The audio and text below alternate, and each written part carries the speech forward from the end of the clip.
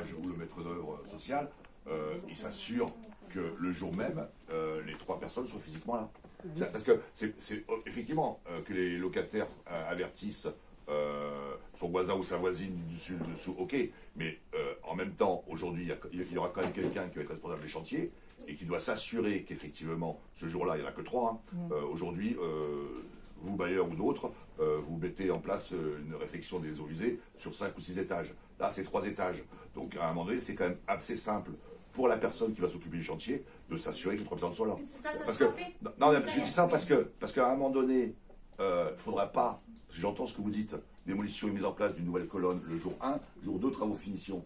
Il ne faudrait pas qu'à un moment donné, il n'y en ait que 2 qui soient là et qu'on dise on attaque ce logement, enfin cette colonne-là, et qu'en fin de compte on attaque la colonne d'après parce qu'à un moment donné, il n'y a personne. Alors ça, ce qui est arrivé souvent. Oui, mais alors ça, oui.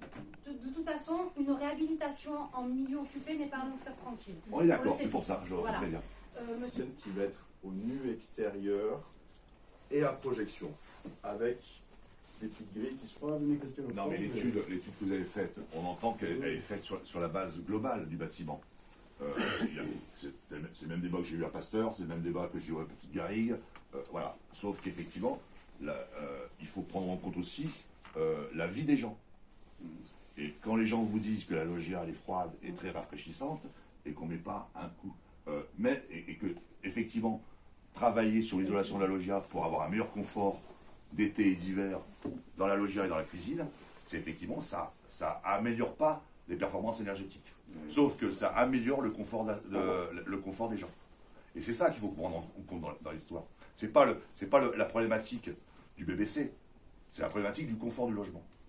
Et que lorsque les gens, effectivement, vous expliquent qu'ils vivent quand même pas mal dans la cuisine parce qu'il faut à manger, et que cette loggia, elle a été utile à un moment donné, donc elle reste utile, puisque vous ne la changez pas. Excusez-moi, il faut se poser la question de savoir pourquoi il y a un radiateur dans la loggia. Voilà.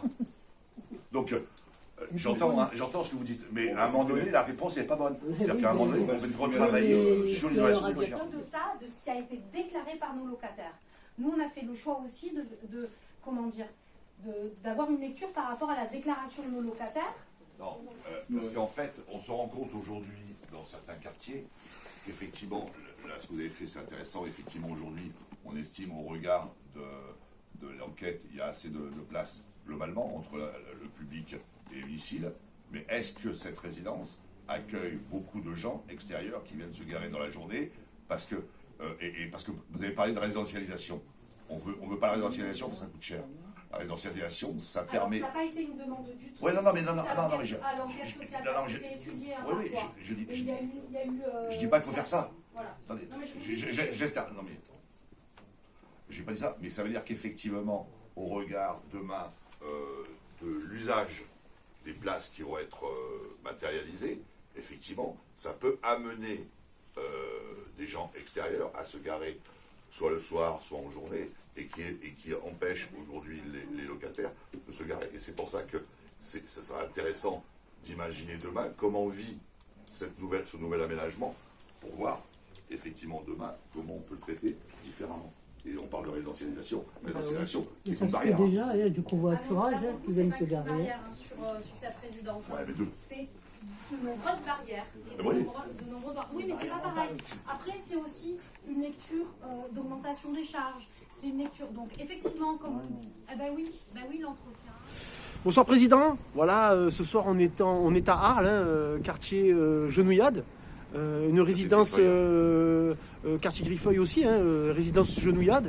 Une résidence qui va venir en réhabilitation. Si vous pouvez nous en parler un petit peu. Bah écoutez, oui, effectivement, un nouveau quartier, nouvelle ville. Nous, sur Arles, la CGL va être présente prochainement sur Arles grâce à alors on peut le dire, à cette belle réhabilitation, à la fois de travaux dans les logements, hors logement, mais aussi sur l'environnement. Unicil a mis les moyens pour justement permettre un confort d'été et un confort d'hiver, donc les deux associés, avec une nouveauté entre guillemets, puisque ça fait 300 ans que ça existe, mais les persiennes à l'italienne qui vont être mises en place pour le confort d'été. Les habitants ont l'air satisfaits. Nous, on arrive là pour justement les aider à ce que cette réhabilitation se passe au mieux.